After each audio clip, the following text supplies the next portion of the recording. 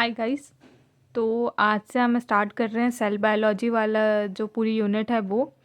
तो सबसे पहले हम इसमें देखते हैं इंट्रोडक्शन, जिसमें हम कवर करेंगे कि सेल बायोलॉजी क्या होती है, देन सेल की एक बेसिक सी डेफिनेशन, और फिर ये क्या नाम है, सेल कितने टाइप के होते हैं, ये सब और ये सब चीज़ें। ठीक है, then historical background, cell theory और टाइप्स ऑफ सेल्स। ठीक है, टाइप्स ऑफ सेल्स तो इंट्रोडक्शन में हम टाइप्स ऑफ सेल्स नहीं देखेंगे, अगर हमारे पास अलग से लिखा है सिनॉप्सिस में तो हम अलग से देखेंगे। ठीक है, अब ना इंट्रोडक्शन और हिस्टोरिकल बैकग्राउंड ना एक अच्छे से पढ़ लेना।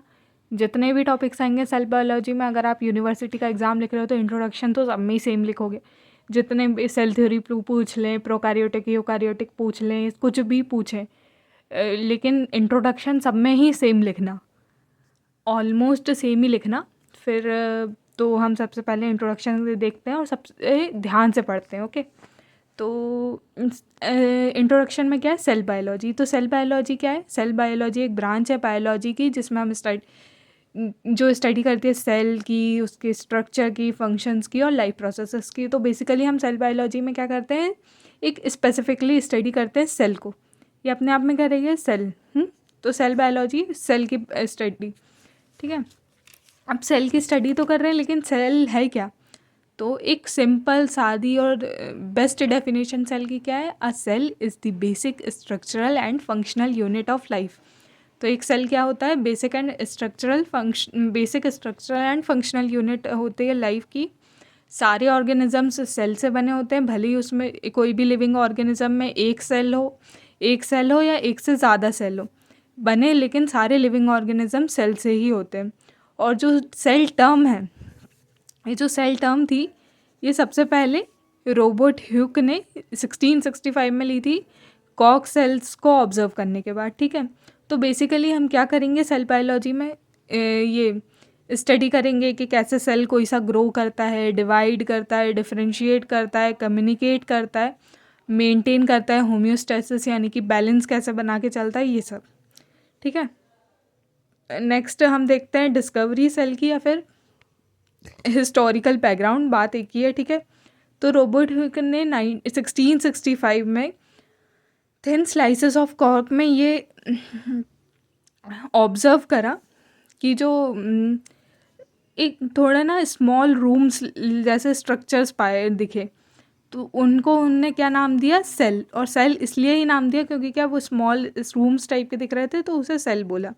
लेटर 1674 में एंटोन वॉन ल्यूवेनहॉक ने इम्प्रूव्ड माइक्रोस्कोप लेंसेज से जब ऑब्जर्व करा लिविंग सेल्स को, जैसे कि बैक्टीरिया या रेड ब्लड सेल्स, तो उन्होंने उनको नाम दिया एनिमलक्यूल्स।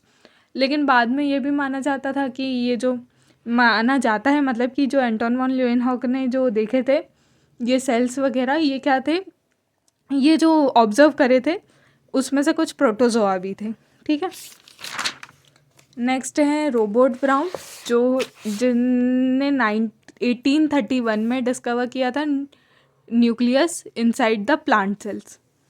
और ड्यूजार्डिन ने इसे 1835 में ऑब्जर्व करा था लिविंग सब्सटेंसेस सेल्स के अंदर, और उसे प्रोटोप्लाज्म बोला था।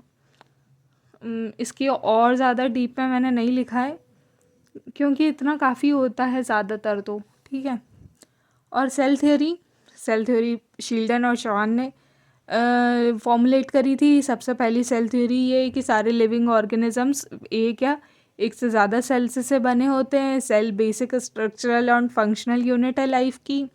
और फिर बाद में रोडोल्फ वर्च्यू ने 1855 में ऐड करा कि जो ये जो सेल्स हैं वो प्री एग्जिस्टिंग सेल्स से ही डिराइव होते हैं। एक सेल है, उसी से दूसरा सेल भी आएगा, ऐसा नहीं है कि कहीं और से आ रहा है। ठीक है, और उसे क्या ओमनेस सेल्यूले ए सेल्यूला बोला। ठीक है, अब टाइप्स ऑफ सेल्स, अब देखो टाइप्स ऑफ सेल्स में ना ये बेसिक दो टाइप में बेस्ड होता है, based on number of cells और based on internal structure and organisation. तो नंबर ऑफ सेल्स में यूनिसेल्युलर और मल्टी सेल्युलर होते हैं। यूनिसेल्युलर यानी सिंगल सेल प्रेजेंट है, मल्टी सेल्युलर यानी एक से ज़्यादा सेल्स प्रेजेंट है। और इंटरनल स्ट्रक्चर के बेसिस पे क्या है, दो टाइप के होते हैं, वो भी प्रोकैरियोटिक और यूकैरियोटिक। यूकैरियोटिक भी फर्दर डिवाइडेड रहता है दो टाइप में, प्लांट सेल्स और एनिमल सेल्स। तो हम सबसे पहले देखते हैं प्रोकैरियोटिक सेल्स।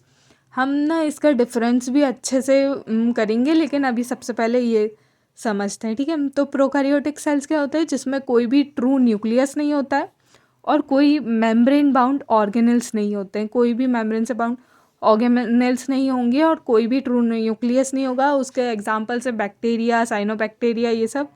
और फिर नेक्स्ट है यूकैरियोटिक सेल्स, जिसमें एक ट्रू न्यूक्लियस पाया जाता है और मेम्ब्रेन बाउंड ऑर्गेनेल्स भी पाए जाते हैं। इसके एग्जांपल हैं plant and animal cells, fungi, प्रोटिस्ट्स, etcetera.